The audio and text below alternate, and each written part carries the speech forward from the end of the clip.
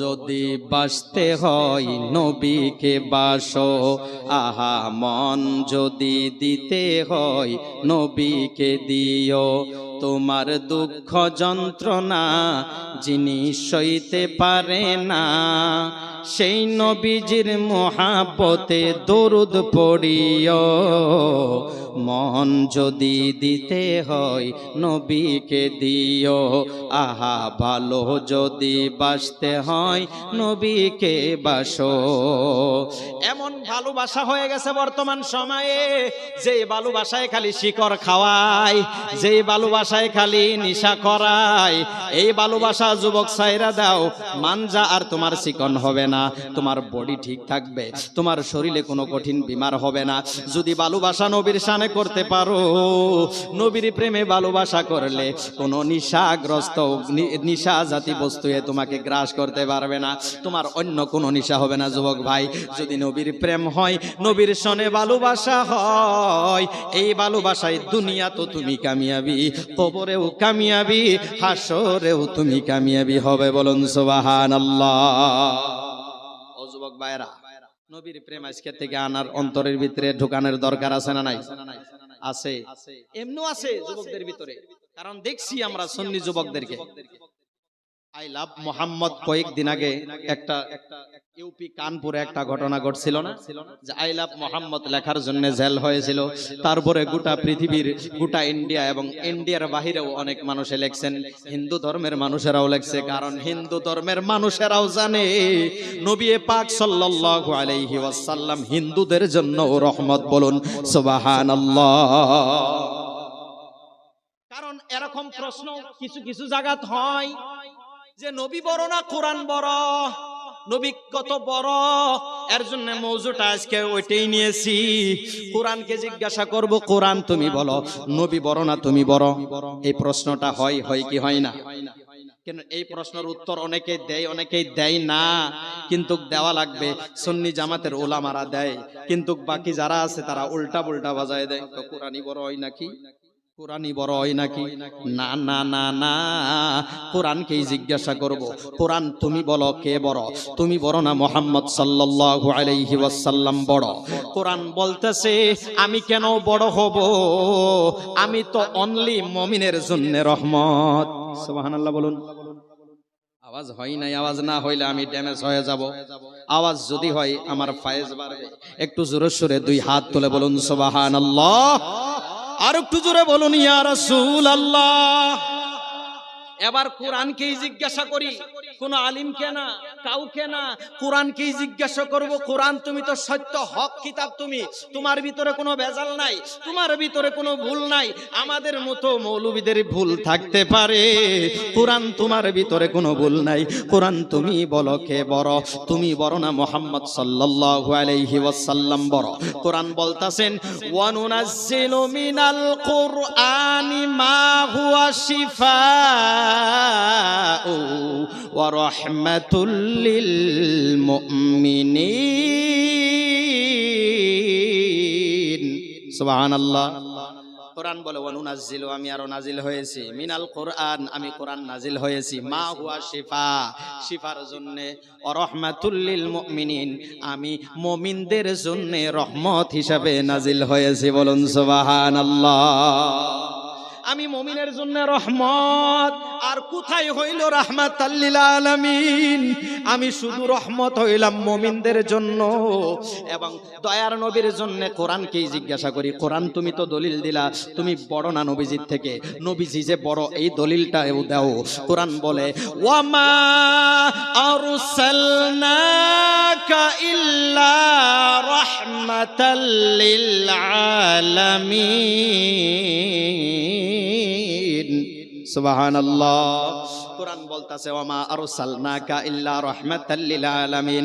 আল্লাহ পাক আমি কোরআনকে অনলি মুমিনের জন্য রহমত বানায়া পাঠাইছে।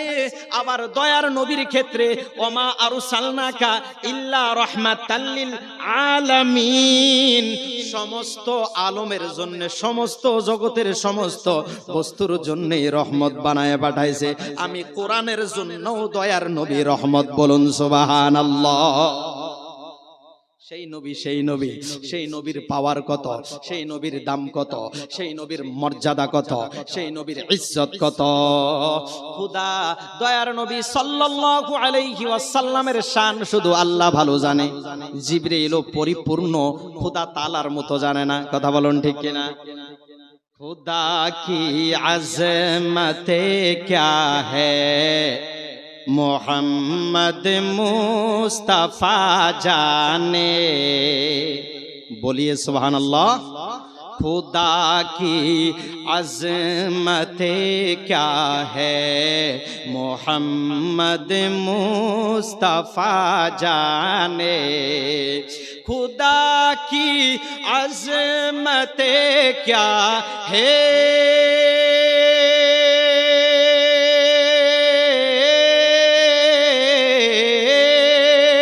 खुदा की अज़मत क्या है, मोहम्मद मुस्तफा जाने। मकामे मुस्तफा क्या है, मकामे मुस्तफा क्या है, मोहम्मद का खुदा जाने। बोलुन सुभान अल्लाह। খুদার আজমত কি, খুদার সম্মান কি, আল্লাহ তাআলার ইজ্জত কি বেশি জানলে মুহাম্মদ সাল্লাল্লাহু আলাইহি ওয়াসাল্লাম জানে। এবং দয়ার নবীর শান কি এটা শুধু আল্লাহ ভালো জানে। বলুন সুবহানাল্লাহ। আল্লাহ বলেন ওয়ারাফা'না লাকা যিকরাক, এই হাবিব, এই আমার বন্ধু, আপনার জিকিরকে আমি উঁচু করে দিয়েছি, আপনার শানকে আমি বুলন্দ করে দিয়েছি।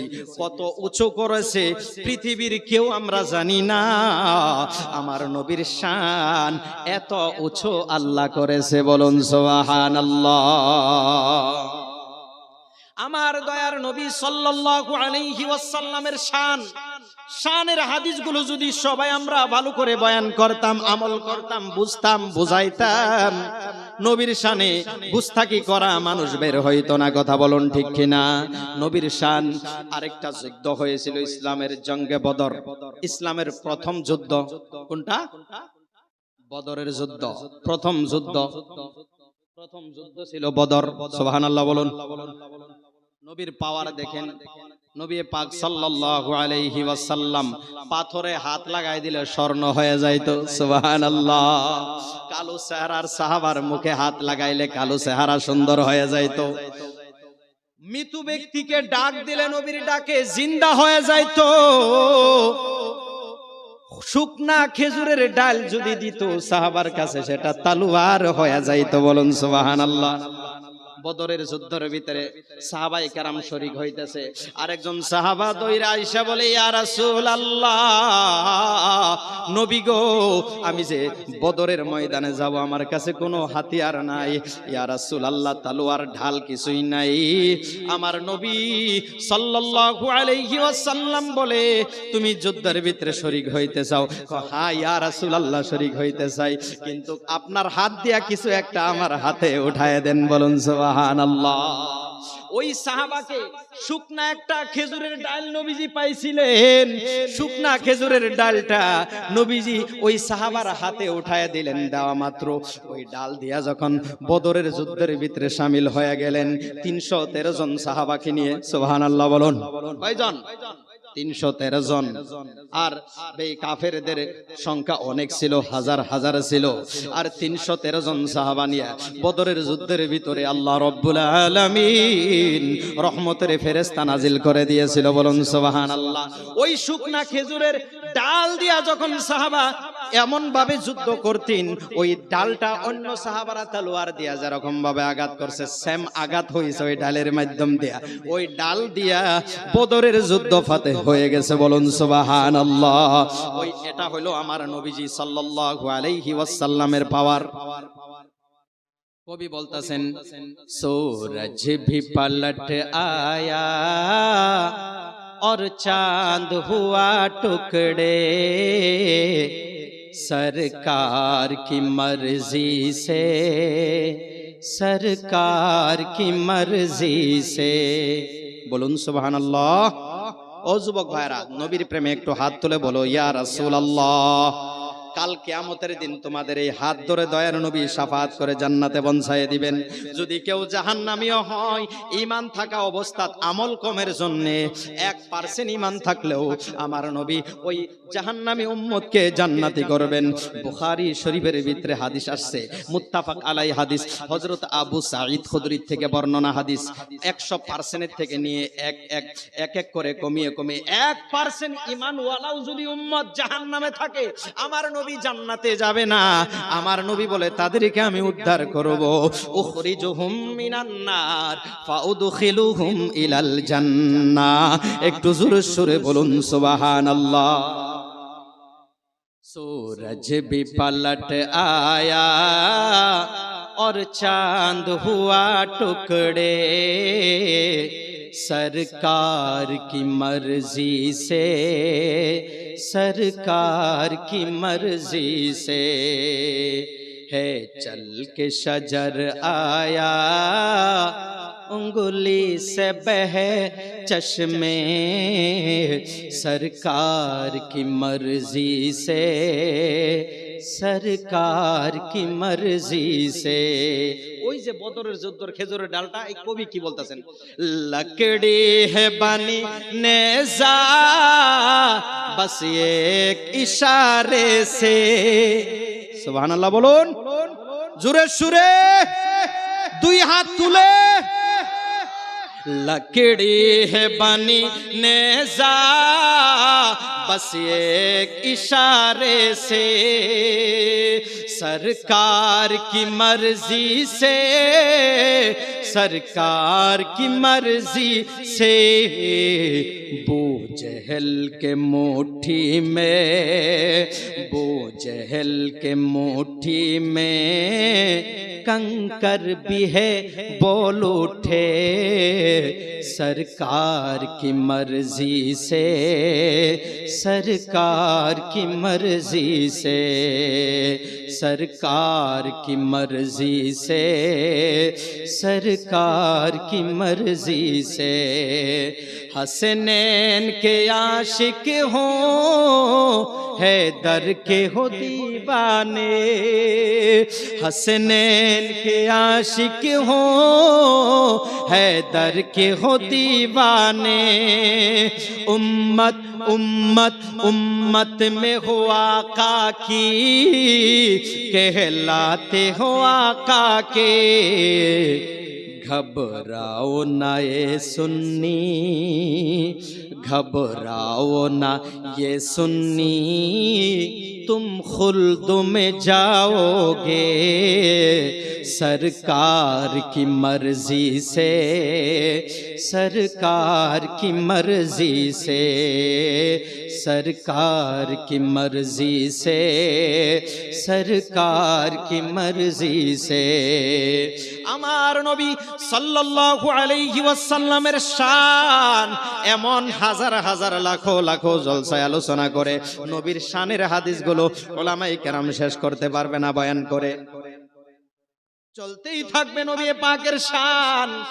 কেউ যদি নবীর শান ঘাটাইতে চায়, সে নিজেই দুনিয়ার জমিনে ঘেটে যাবে। নবীর শানে কেউ যদি বিয়াদবি করে, তাকে আল্লাহ রব্বুল আলামিন দুনিয়ার জমিনে পাগলা কুত্তা এবং পশু পাখির আহার বানায় দিবে। কথা বলুন ঠিক কিনা?